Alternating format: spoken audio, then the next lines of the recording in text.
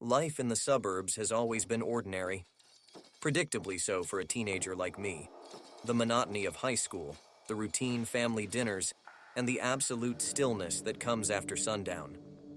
Suburbia was my home, my fortress, and my cage. So, when my parents announced their weekend getaway, an entire reality of possibilities came flooding. Home alone? The sheer exhilaration of the idea sent chills down my spine. A weekend filled with junk snacks, video games, and late-night horror movies. I could already smell the popcorn and the faint scent of fear that only a good horror movie could bring. That fear, innocent and thrilling, was a vacation itself, a break from the everyday normal. Little did I know then, my reality was about to become stranger than fiction. The first sign came with the lights, a flicker at first, almost like the nervous heartbeat of the house. I laughed it off, blaming the old wiring. Then came the sounds, distant, too distant to pinpoint the source, like whispers in the shadows. Again, I thought nothing of it, blaming it on my overactive imagination fueled by excessive horror movie indulgence. However, the phone call, that, was different. It was an unsettling crackle, followed by silence, then an eerie whisper. "There's quite a chill in your house." Who was this stranger, and how did they know? Everything changed after that call. The whispering sounds became more distinct, like heavy breathing, the flickering lights intensified, and I could swear the pictures on the walls crooked themselves.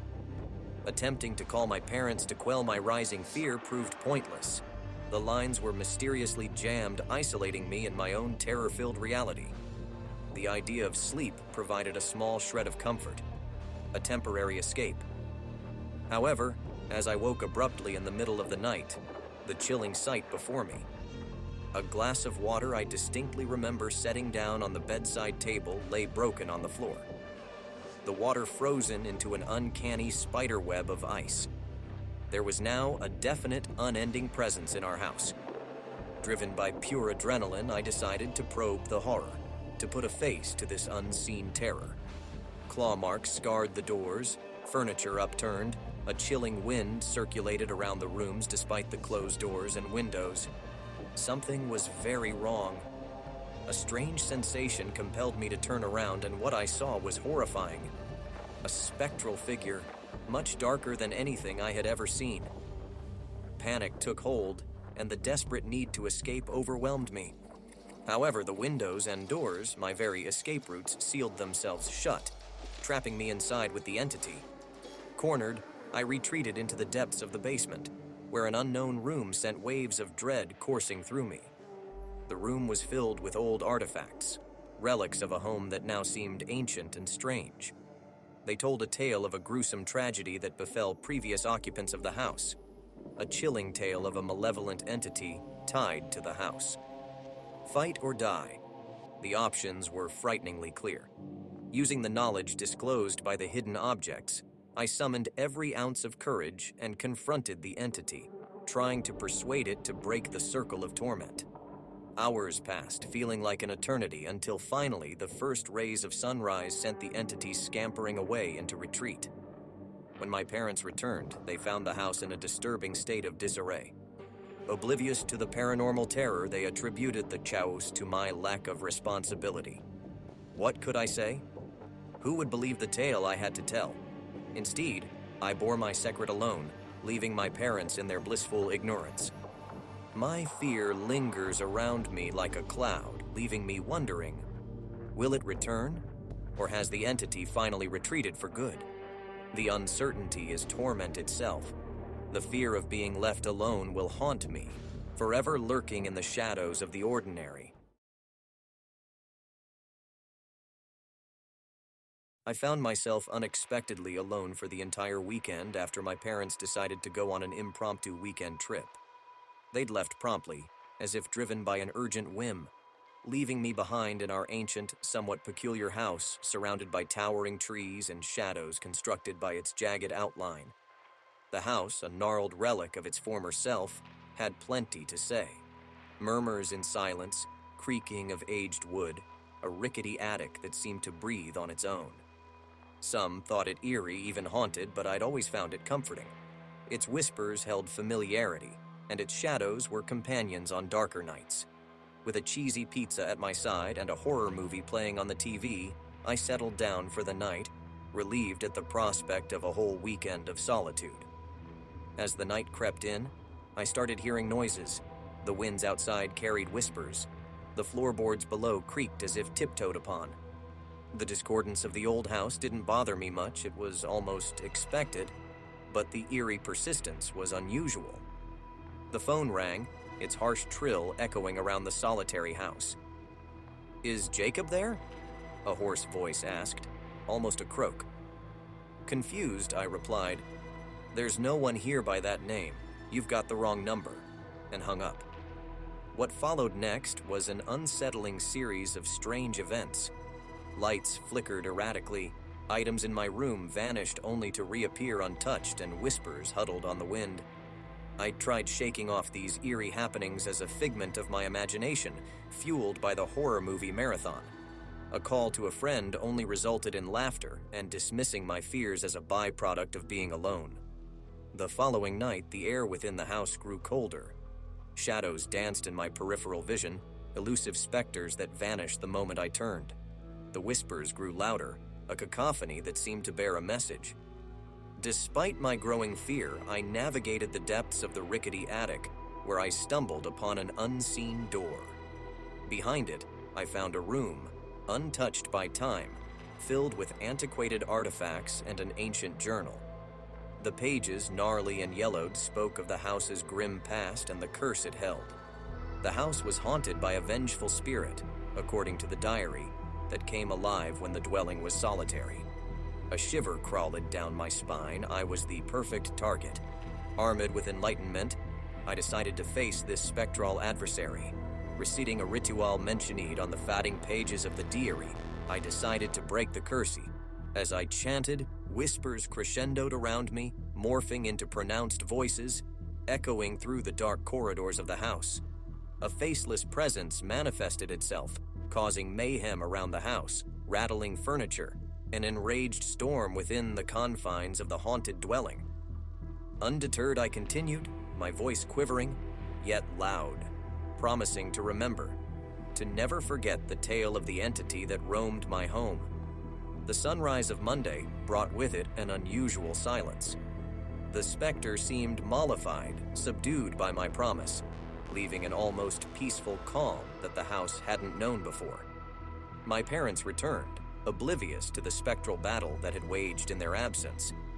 I greeted them, navigating the internal struggle to reveal my harrowing experience or keep it buried in silence. The final revelation came with a twist. The spirit was a previous occupant of the house, seeking recognition, acknowledgement of his existence. The real horror thus dawned upon me. Was it the spirit that was terrifying? Or was it the potential insignificance of one's existence? Even in death, that was truly dread-inducing? The silent, whispering shadows of my home felt a lot different now, whispering tales of the past, of forgotten inhabitants, etching an eerie echo on the silence of my solitude. My name is Luke, a high school sophomore, recently tossed into a new life in a new town. My parents and I moved into an old, somewhat dilapidated house tucked away in a remote rural area. The house was old, built sometime in the late 1880s, a grand two-story bungalow with a haunting air of loneliness around it. It intimidated me, but this was my new home, and I had to make do. Life began to take on an eerie turn when my parents had to leave for a week due to an unforeseen emergency with my grandma.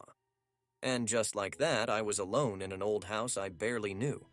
The first couple of days were uneventful, even somewhat calming, as I managed myself quite capably. It wasn't until the third night that I heard them. Strange creaks and groans that made the hairs on the back of my neck stand up, different from the usual whispers of older homes, too deliberate. It was as though the house itself was alive, whispering in my ear. I scoffed at my fears, chuckling at the absurd notion of a living house. An old house makes odd noises. That's all there is to it. But as the days wore on, the laughter faded. Doors began to slam shut on their own. Lights flickered in empty rooms, and the whispering grew louder, almost like a low, incoherent murmur. The house wasn't just alive, it was restless. Each night was worse than the last.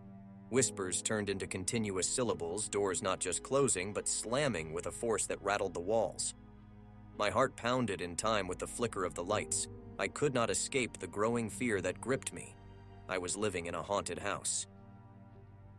On the 6th night, fear reached its peak. As the dark seeped in, my bedroom door jammed. No matter how violently I twisted, pushed, pulled, and turned, it remained unyielding. With nightfall came whispers turning into clear words. My name, in voices I didn't recognize, wound around me like an invisible shroud. The whispers grew louder, morphing into insidious chuckles, taunting yet unintelligible. The house breathed and heaved around me, alive with more than just memory. Petrified, I huddled in the corner, keeping the light in my room powered and praying for dawn. Sleep was an unimaginable thought. All I could do was wait till the first rays of sunlight penetrated the darkness gripping my world. As soon as dawn broke, my door abruptly swung ajar. Wasting no time, I dashed out, hell-bent on solving the mystery of my haunted abode. Despite the terror that gripped me, a sense of determination spurred me on. After scoring the house, I eventually stumbled upon a hidden latch in the basement leading to a concealed room. Unnerved, I pushed it open to reveal a dismaying sight. Stains of dried blood splattered the walls and even an old, rusty iron poker lying in the corner. A quick internet search shed light on the dark history of my new home. It was the site of a gruesome murder some 4 decades ago. A couple murdered, with no suspect ever found. The blood on the walls, the poker, were all remnants of a horrific act that forever marred the house. With the truth looming before me, I did the only thing that made sense. Mr. Cooper, a local priest, was known for his expertise in dealing with malevolent spirits. He agreed to perform a cleansing ritual to set free the souls trapped in torment. The final night loomed ominously, the silence more deafening than the whispers. My every breath echoed through the empty hallways. I waited for the whispers, the laughter, the slams, but nothing came. Only silence. A silence that meant either success or a vastly more potent storm brooding in the shadows. My parents returned the following day, unusually upbeat and skeptical of my harrowing experience. The house stood still, its silence showing no traces of the terror it once wreaked. Looking back upon that alone week, relief washed over me but couldn't entirely dispel the tiny shreds of fear clinging on. The house was still peaceful even. But for me, the question lingered. Had the house truly been cleansed? Or were the dark forces merely dormant, awaiting their time to rise again? Only time would tell. As a shy and introverted teenager, I often cherished my alone time. So when my parents announced they were going away for the weekend to celebrate their anniversary, my excitement was palpable. An entire weekend alone with no rules, no curfews. It was a dream come true. However, as the sky darkened and evening slowly turned into night, I began to sense a strange isolation. Every tiny noise seemed to draw my attention, and the house creaked and moaned as if it was a living entity. I tried to shrug it off, attributing the bizarre noises to my imagination. That night, I was jerked out of sleep by a dreadful scratching sound at the window. A pang of fear reared as I remembered that our cat, the speculated culprit of the noise, was curled at my feet, purring softly. I spent the rest of the night tossing and turning, a shiver of unease rippling through me. The following day was filled with intense, fear-inducing moments. Objects around the house moved without reason, and phantom footsteps echoed through the halls. But I tried stirring my logical rationale, blaming my paranoia for feeding my imagination. I tried maintaining a guise of normality, but the fear gnawed relentlessly at me. The climax of this anxiety came when I saw a vague figure in the mirror's reflection, mysteriously absent when I turned around. The sense of being watched crawled on my skin, and I suddenly felt like an intruder in my own home. Motivated by fear and curiosity, I dug around the house for answers and stumbled upon old pictures and diaries hidden in the attic. I discovered our house had once belonged to a family who died mysteriously on this same date, exactly 100 years ago. Fear sharpened its claws as another night veiled the house. The midnight whispers grew louder, their obscured meanings almost malicious. My survival instinct saved me from becoming a human pancake when a chandelier crashed down where I had been sitting just seconds ago. Deciding to confront whatever was haunting my home, I steeled my nerves. That night, I met cold spectral figures that were once the inhabitants of the house. It was an encounter that left me chilled to the bone. As I delved deeper into the diaries, I realized their deaths weren't accidental, but a murder. I summoned a local priest to help me communicate the truth to the spirits. In revealing the harsh truth, the spirits seemed to find a hint of peace, their mournful whispers quieting. When my parents returned, they found an extremely relieved yet shaken version of me. As we continued living in the house, I decided not to reveal my petrifying experience, fearing they won't believe me. Looking back at my solitary weekend, I couldn't help but respect the unseen world. It was an experience that was terrifying, yes, but it was also a gentle reminder that there are realms beyond our understanding.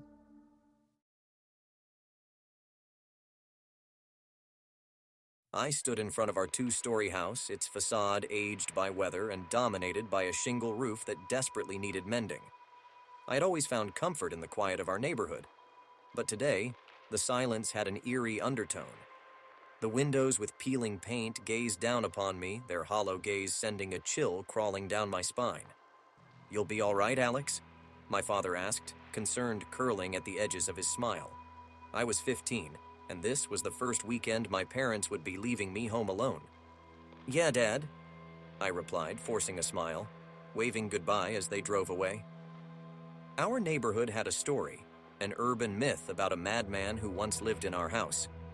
Laughing off this tale was easy during the day, but as night fell, I felt a twinge of unease. My first evening alone was a playground of nerves. Every flicker of light, every creaking of the old wooden floorboards felt ominous. I tried to distract myself with lousy sitcoms, but the terror gnawed at me. The house echoed with strange noises that I hadn't noticed before. Strange tapping noises like kernels popping pulled me towards the attic, curiosity outstripping fear. Brushing away cobwebs, I found an old dusty trunk. It creaked open to reveal newspaper clippings from decades ago, all detailing a series of unsolved murders in the area. Our house always being the epicenter. My phone rang, and a ripple of apprehension surged through me. The laughter at the other end chilled my blood. A wild, maniacal cackle that vibrated with an ominous threat. "You're next," the voice sneered, before abruptly hanging up. My slumber was racked with nightmares, and upon waking, my heart threatened to leap out of my chest as I saw mutilated dolls hanging outside my window. They swung slightly in the breeze, their hollow eyes mirroring my terror. Fueled by terror and determination, I ventured into the cellar. Shuffling in the dimmed light, I noticed a hidden room behind a wall, the air heavy with dust and despair. Broken toys lay scattered, their cheerful colors lost to layers of dirt and grime. Dried bloodstains added a morose flavor to the room that stank of decay. That night, I felt eyes burning holes into my back. A figure, just out of my line of sight, observing me. The creaking of floorboards signaled its slow, deliberate steps, followed by a silence so profound it made my ears ring. I scrambled for the phone, my hand trembling with fear. The line was dead. My heart pounded in my chest. I was alone, completely and utterly alone. Inspired by the adrenaline spiking through my veins, I decided to face the intruder. We went back and forth, in a deadly game of cat and mouse that seemed endless, a sequence of pursuit and evasion. Finally, braving every ounce of courage, I managed to trap him in the corner room, jamming the door with a chair. Once trapped, I wasted no time and used my cell phone to call the police. Their arrival felt like salvation, their sirens piercing the once echoing silence. To my surprise, the arrested man was the son of the infamous madman, his delusions having the best of him, making him believe he was his own father. He was living out his deranged father's legacy, getting his kicks from tormenting his victims with fear before going for the kill. My parents returned home, oblivious to the terror I had endured. I was safe, but the chilling echoes of that weekend would forever haunt the silence of our house. No more was I the naive teenager who scoffed at urban legends. The fear had transformed me because I now knew the echoing silence was not always empty.